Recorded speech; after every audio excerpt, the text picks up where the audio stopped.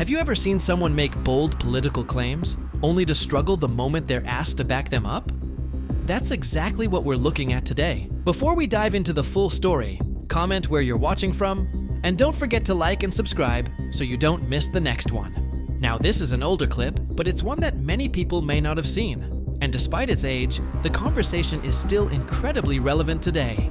In this exchange, British presenter James O'Brien challenges a Donald Trump supporter on some of the claims he's making. What follows is a fascinating discussion that quickly shows what can happen when strong political opinions are put under serious scrutiny. Watch the full clip, and afterward, we'll break down some of the most interesting moments and what they reveal about today's political climate. All right, this is the atmosphere that Donald Trump has come into.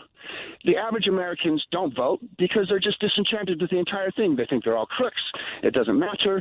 And for people to scoff and say, oh, well, there's no proof of that. Oh, it can't be true. Yes. I'm sorry, man. I just think that's a little bit naive. Yeah, I mean... So you're talking about an environment of...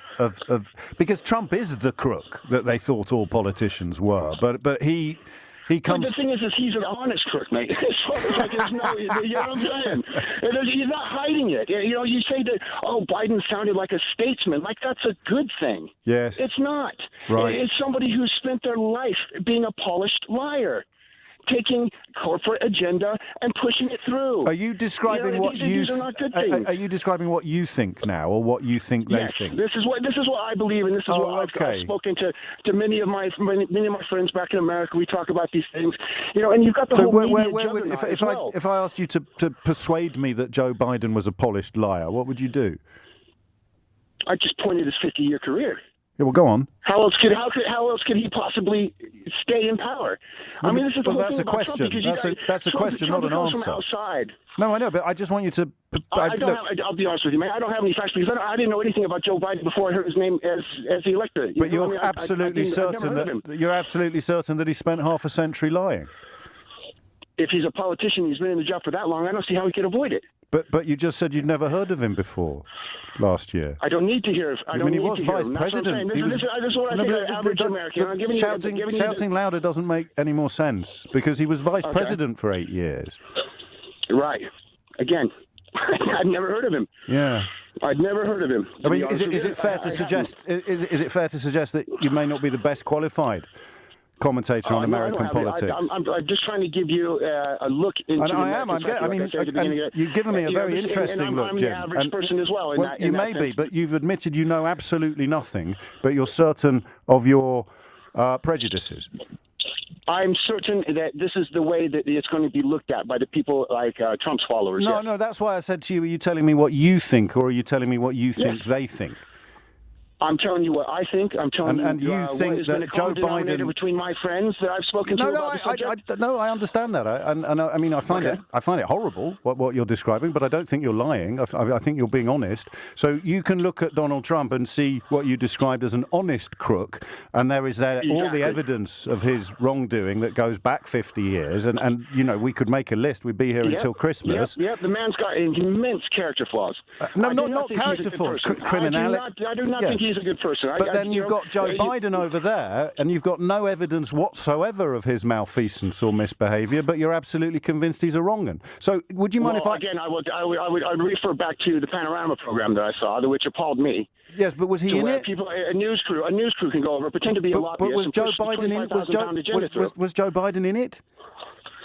No. So I've got two questions. Do you recognise on any level how ridiculous you sound? And I say that affectionately. Okay. All right. Yeah. I suppose so. So now. And the second question is who did this to you? Where do you think this came from? Because you weren't born like this. At some point in the last 50 years, you've become a man who's absolutely convinced of things, despite having no evidence for it whatsoever. How do you think that happened? Because I have been pulled over, and I have had police in America rewrite the arrest report. And I have had basically lies told in court about me, and I have had trouble in America. And that's how you know that Joe Biden is not to be trusted. This is my personal experience with the establishment. Oh, being pulled over by police in America. That's right. Okay. Well, it's been interesting And talking to you, I had a Jim. can of beer. I had a can of beer Oh, that yeah. was Go on. unopened. There's more. Yes. Right. Unopened in my car. Yes. And they wrote it up as an open container. And I Gosh. ended up with a DUI. And that's how you know that Okay? Joe Biden is corrupt. Trump. And honestly, that's exactly why I wanted to show you this clip. Even though this conversation took place several years ago, the broader point still feels incredibly relevant. What stood out most wasn't which politician was being discussed. It was how confidently accusations were being made without any evidence to support them. Think about what we just watched. On one hand, the caller openly acknowledged serious flaws in Donald Trump while still defending him. On the other hand, he was completely convinced that Joe Biden was corrupt, yet struggled to provide a single concrete example when asked. That's what made the exchange so striking. More broadly, it highlights a challenge we see throughout modern politics. People often become deeply attached to narratives long before they've examined the facts behind them. And, when those beliefs are challenged, the conversation can quickly become about feelings and assumptions rather than evidence. That's what made this discussion so memorable. It wasn't just a debate about Trump or Biden. It was a real-time example of what happens when strong political certainty collides with simple questions. But those are just my thoughts. What do you think? Let me know in the comments below. And if you enjoyed this video, don't forget to like, subscribe, and turn on notifications so you never miss a future upload. Thanks for watching, and I'll see you in the next one. Bit writing.